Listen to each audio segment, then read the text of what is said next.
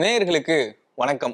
இன்னைக்கு consistent GT struggle ஆகிற KKR இந்த மேட்சை பத்தி தான் பேச போறோம். நம்ம கூட ஃபார்மர் ஸ்டேட் கிரிக்கெட்டர் டாக்டர் விவி கிரி சார் இருக்காரு. அவர்கிட்ட பேசலாம். சார் வணக்கம். வணக்கம். ஒரு டீம் வந்து டாப்ல இருக்கு. ஆமா. மொரைல் டாப் மொரைல். இன்னொரு டீம் லோ மொரைல். ஆமா, 7வது இடத்துல இருக்காங்க. அதுல 7வது இடம் இல்லை, பர்ஃபார்மன்ஸ் வைஸ் லோ. இடத்தையும் ஸ்கோரையும் கொடுங்க, அது அப்புறம் பார்த்துக்கலாம். Okay. Way they lose the match இல்லை, ரொம்ப அட்ராஷியஸ் அது. இவங்க வந்து நல்லா வின் பண்ணிட்டு வராங்க. ஓகே. ஸோ அதனால வந்து டெஃபினட்டாக it's going to be one sided in my opinion. Okay.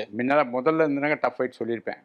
இப்போ கேகேஆர் பர்ஃபார்மன்ஸை பார்த்தா எனக்கே வெக்கமாக இருக்கு. நான் கேகேஆர் நிறையா சப்போர்ட் பண்ணேன். But batting total failure. 1 to 7 failure. ஆளே இல்லை எக்ஸப்ட் ரஹானே. வேற ஆளே இல்லை அந்த டீம்ல. ரஹானே அதிகபட்ச ஸ்கோர் அடிச்சிருக்காரு. ஆனா அவர் 18வது இடத்துல இருக்காரு. அந்த அதிகமா ரன் அடிச்சவங்க. அப்போ மித்தவங்க எப்படி அடிச்சிருப்பாங்க அப்படின்னு ஒண்ணு இருக்குல்ல. லாஸ்ட்ல ஃபர்ஸ்ட் வருவாங்க. ஓகே. எனக்கு இன்னொன்னு என்னன்னா, ரசலுக்கு வந்து இன்னும் அவங்க கொஞ்சம் முன்னாடி அனுப்பலாம் அப்படின்ற மாதிரி இருக்கு. ஏன்னா அவங்க ரசல் வந்து நிறைய அமிச்சாச்சு சார். இல்ல சார், ரசல் வந்து 15 வருஷமா விளையாண்டுருக்காருன்னு நினைக்கிறேன். இந்த சீசன்ல இல்ல 15 வருஷம். அவங்க வந்து சண்டைலாம் போட்டாரு. டிகே கேப்டனா இருக்கும்போது சண்டை போட்டு டிகே வந்து கேப்டன் சொல்லிட்டு ரிமூவ் பண்ணாங்க. ஏன்னா ரசல் வந்து DK not happy with DK. அதனால Moeen and not Moeen, Eoin Morgan அவனை கேப்டனா போட்டாங்க, டிகே ரிமூவ் பண்ணிட்டு. அதெல்லாம் பண்ணியிருக்காங்க. அந்த ஏன்னா அவர் வந்து எனக்கு வந்து சரியில்லை, நான் நம்பர் 4 போகணும், அனுப்ப மாட்டேன்றான் அப்படின்னு கம்ப்ளைண்ட் பண்ணார் அவர். இது நடந்த விஷயம். ஜனங்க மறந்துருப்பாங்க, பட் இது நடந்த விஷயம். அதனால ரசலுக்கெல்லாம் நிறைய அமிச்சாச்சு முன்னாடி. நீங்கள் வந்து ஷார்ட் செலெக்ஷன் போறாண்டாக்க எந்த டவுன் அடிச்சாலும் நீங்கள் அப்படி தான் பண்ண போகிறீங்க. அதுதான் ப்ராப்ளம். ஏன்னா இந்த சீசனில் மொத்தமே 31 பால் தான் வந்து ஃபேஸே பண்ணியிருக்காரு. 7 மேட்ச் முடிய போகுது. அது மட்டும் இல்லாமல் பவுலிங்லேயும் ரொம்ப ரொம்ப கம்மியாக தான் ரசலை யூஸ் பண்ணியிருக்காங்களோ அப்படின்னு இருக்கு. பவுலிங் வேணாக்கா மற்ற பவுலர்ஸ் நல்லா போடுறாங்க ஓரளவுக்கு. அதனால் இவர் பவுலிங்கை வந்து தேவையில்லை. பட் பேட்டிங் தான் இவர் அடிக்கணும். போன மேட்ச் கையில் இருந்த மேட்ச் அவர் விட்டார். அவர் ஒரு 6 ஒரு 4 அடிச்சார், அதுக்கப்புறம் விட்டுட்டார். அவர் அடிச்சு விட்டு வின் பண்ணியிருக்கலாம். அது மட்டும் இல்லாமல் கேகேஆர் வந்து ரொம்ப ரொம்ப நல்லா பவுல் பண்ண டீமில் நம்பர் 1ல இருக்காங்க. ரொம்ப ரொம்ப எக்கானமியில் பவுல் போட்டிருக்காங்க. அவங்க பேட்டிங் சரியில்லாததுனால சொதப்புறாங்களோ அப்படின்னு சார். அது மட்டும் இல்லாமல் டெத்தில் அதிகமாக ஸ்பின்னை யூஸ் பண்ண ஒரு டீம் வந்து கேகேஆர் தான் சார் இந்த சீசனில். அவங்க வந்து இந்த 2 பவுலர் வச்சுன்னு தான் சர்வே ஆகிறாங்க. அந்த எக்கானமி மெயின்டைன் பண்ணுறாங்க அப்படின்னு. எக்கானமி மெயின்டைன் பண்ணுறது, ஒரு ரெஸ்பெக்ட் வருது. கேகேஆர்னு ஒன்று ஐயோ சுனில் நாராயண் இருக்கான், வருண் சக்கரவர்த்தி இருக்கான்னு எல்லாருமே பயப்படுறாங்க. மற்ற யாராவது பற்றி பேர் சொல்கிறாங்களா பாருங்க, கிடையாது. இல்லை. ஆமாம், பேட்டிங்கை பற்றி கவலையே படுறதில்ல ஆப்பனண்ட்டு. ஏன்னா எல்லாரும் வந்து 2 பால் கேஸுன்ற மாதிரி பேர் வாங்கியிருக்காங்க. அதனால் கேகேஆரில் 2 பேர் தான் இருக்குது.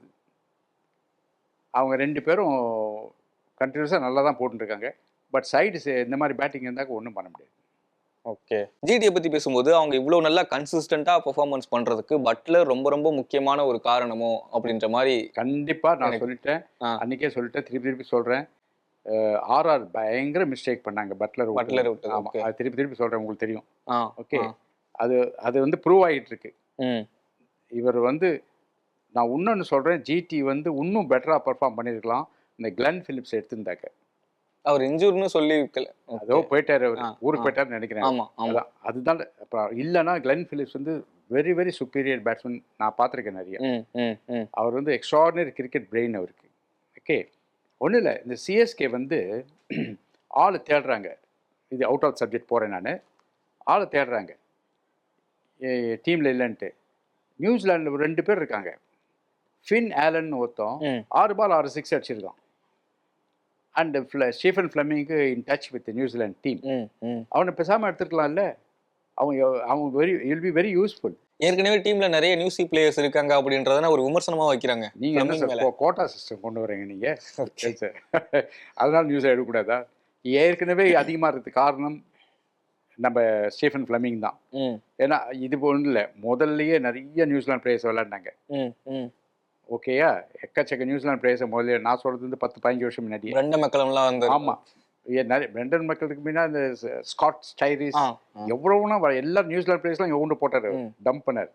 தோனி ஒரு ஆள் வந்து எல்லாரையும் மேனேஜ் பண்ணாருனாக்க அவங்க பர்ஃபார்மன்ஸ் பண்ணாட்டா கூட அவர் பண்ணியிருந்தார். தோனி பண்ணி கப்பை வின் பண்ணி மேட்ச் வின் பண்ணி கொடுத்துருந்தார். இப்போ வந்து தோனியால் முடியலன்னு எல்லாம் எக்ஸ்போஸ் ஆகுது. 1 செகண்ட் அந்த ஃபின் ஆலன் வந்து கண்டிப்பாக எடுத்துருக்கலாம். பட் இதில் வந்து ஜிடி வந்து ஃபைனல்ஸ் போடக்கூடிய டீம், ஆர் அட்லீஸ்ட் டாப் 4 போகிற டீம். ஓகே, ஏன்னா எனக்கு வந்து இந்த ஒரே ஒரு ஸ்பாட் தான். நான் கூட கிளென் பிலிப்ஸ் சொன்னேன் இல்லையா, அவர் போயிட்டார். அதுக்கு பதில் அவங்க என்ன பண்ணுறாங்க, 2 பேர் இருக்காங்க. ஒன்று வந்து வாஷிங்டன் சுந்தர் இருக்காங்க, இன்னொன்று ஷாருக் கான். இவங்க 2 பேரில் ஒருத்தர் வந்து டெஃபினட்டாக வச்சு அவங்கள விளையாட வைக்கணும். வாஷிங்டன் சுந்தர பிச்சு ஸ்லோவா இருக்கு, அந்த பிச்சில் ரன் அடிக்கிறதுக்கு கஷ்டம் அப்படின்ற ஒரு இடத்துல மட்டும் கொண்டு வராங்களோ அப்படின்ற மாதிரி ஒரு இதெல்லாம் வந்து assumption. Washington Sundar 46 runs 43 runs ஏதோ அடிச்சிருக்காரு இன் 22 பால்ஸ். அவர் ஸ்ட்ரைக் ரேட் நியர்லி 200 இருக்கு. இல்ல பிச் ஸ்லோவா இருக்கும் சொல்றேன் அன்னைக்கு. அது என்ன பிச் ஸ்லோவா அன்னைக்கு? இல்ல இன்னைக்கு காலையில ஒரு ஆர்டிகல் படிச்சேன், அதுல இருந்து அதனால கேக்குறேன். உங்களுக்கு வேற வேலை இல்லை சார், வளருவாங்க. ஏதாவது 3 பேர் இருக்காங்க. இப்போ யாருமே கிரிக்கெட் விளையாடுறது இல்லை, அதனால வளருவாங்க கண்டிப்பா. 3 பேர் இருக்காங்க, கெஜ்ரோலியா, இஷாந்த் சர்மா, அப்புறம் வாஷிங்டன் சுந்தர்.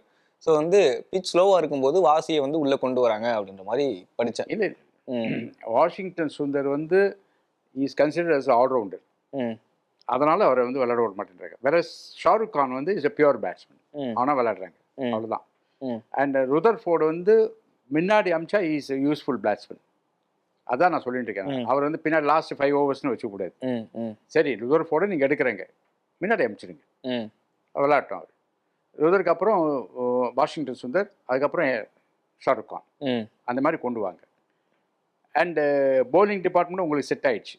பிரசித் கிருஷ்ணா, சிராஜ், சாய் கிஷோர், ஆமாம், ரஷித் கான், ஆமாம். சாய் கிஷோர் பவுலிங் கொடுக்கல, அதை ரெக்டிஃபை பண்ணிக்கணும் அவங்க. ஓகே, அண்ட் ரஷித் கான், இஷாந்த் சர்மா இருக்காரு, இஷாந்த் சர்மா வேறு என்ன இன்க்ளூட் பண்ணாங்க. ப்ளஸ் திவேட்டியா வேறு போடுவார், அவரும் அவருக்கு பவுலிங் கொடுக்கலாம். அது ஸோ பவுலிங் டிபார்ட்மெண்ட் அவங்களுக்கு வந்து நல்லா ஆயிடுச்சு. அர்ஷத் கான் ஒரு பவுலர் இருக்கார், அவர் நல்லா போட்டுருக்காரு. அதனால் இஷாந்த் சர்மா ஆர் அர்ஷத் கான் 2 பேரில் ஒருத்தர் பண்ணி. ஸோ குட் சைட் ஒரே ஒரு ஸ்பாட் தான் எனக்கு வந்து உதவிக்குது. அங்கே மிடில் ஆர்டரில் ஒரு குட் பேட்ஸ்மேன் உதவிது.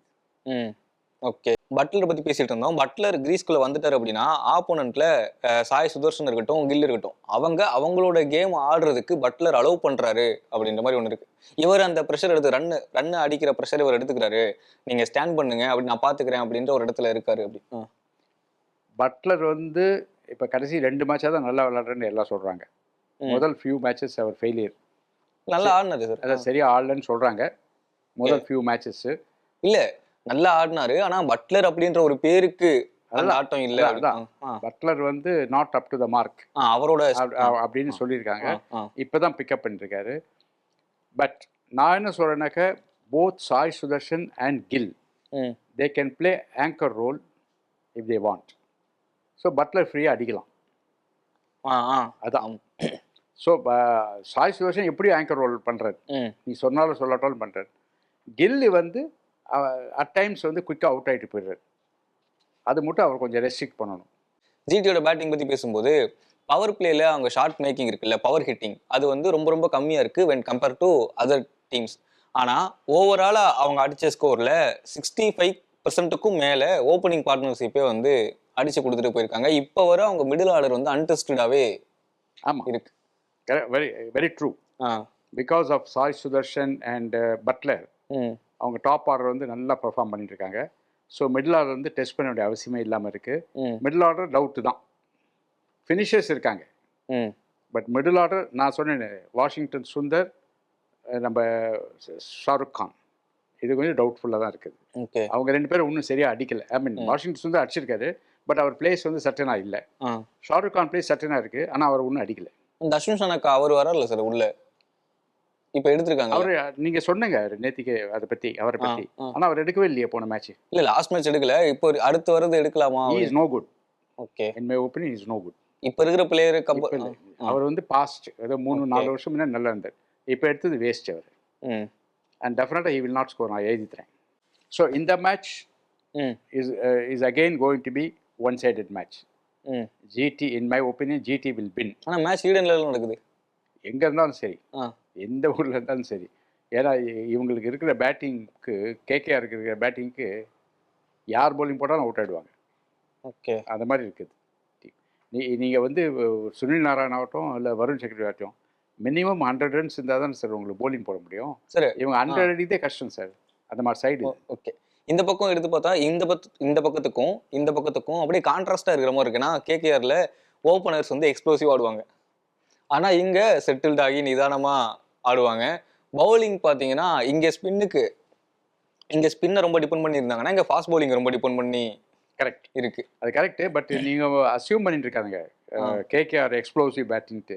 எக்ஸ்ப்ளோசிவ் 5 ரன்ஸ் அடிக்கிறாங்க, எக்ஸ்ப்ளோசிவ் 2 ரன்ஸ் அடிக்கிறாங்க, அவ்வளோதான். ஓகே, மற்றபடி ஒன்றும் அடிக்கிறதில்லை. இப்போ இந்த சீசன் ஒன்றும் அடிக்கலை. ஒரு மேட்ச் டிகாக் அடிச்சார், அதுக்கப்புறம் அவர் கண்டினியூஸ் ஃபெயிலியர். சுனில் நாராயணும் போன வருஷம் மாதிரி அடிக்கலை. அதனால் not a good batting lineup. And middle order worst. Venkatesh Iyer தண்டம், ரிங்கு சிங் தண்டம், ரசல் தண்டம், ஆங்கிரிஷ் ரகுவன்ஷியும் தண்டம். ஓகே, அவர் நல்லா ஆடிட்டு இருந்தாரு. அவன் எல்லாம் வந்து 30 பிரில்லியன்ட் ஆடுறாங்க. 30 அவர் நீங்கள் கேரி பண்ணணும் பேட் எடுத்துட்டு. பட்லர் அடிச்சான்னு பாருங்க, ஆர் ஈவன் சாய் சுதர்ஷன் அடிக்கிறான் பாருங்க, அந்த மாதிரி ஆடணும். ஓகே, இன்னைக்கு மேட்ச் என்ன நடக்கலாம்? அது one side GT will win ஈஸிலின்னு தோணுது எனக்கு. Okay, miracles can happen in T20, but இந்த மேட்ச் மிராக்கிள் இருக்காதுன்னு. கேகேஆர் ஃபைட் கூட பண்ண மாட்டாங்களா? அதான் ஃபைட் பண்ணுறதுக்கு அவங்களுக்கு வந்து பேட்டிங் இல்லை, போலிங்கில் ஃபைட் பண்ணுவாங்க. போலிங்கில் டெஃபரெண்டாக ஃபைட் பண்ணுவாங்க. சப்போஸ் கேகேஆர் ஃபஸ்ட்டு பேட்டிங் பண்ணி ஒரு 170 180 அடிச்சிட்டாங்கனாக்க அது பெரிய விஷயம். அது மாதிரி அடிச்சிட்டாக்க நான் வாபஸ் வாங்கிக்கிறேன் என்னோடய கமெண்ட்ஸை. அப்போது வந்து சுனில் நாராயண் அண்டு வருண் சக்கரவர்த்தி ஃபைட் பண்ணி ஏதாவது பண்ணலாம். ரெண்டுமே நாட் பாசிபிள். அவங்க அடிக்கிறது நாட் பாசிபிள், இவங்க திருப்பி வின் பண்ணுறது நாட் பாசிபிள். ஓகே சார், மீண்டும் சந்திக்கலாம்.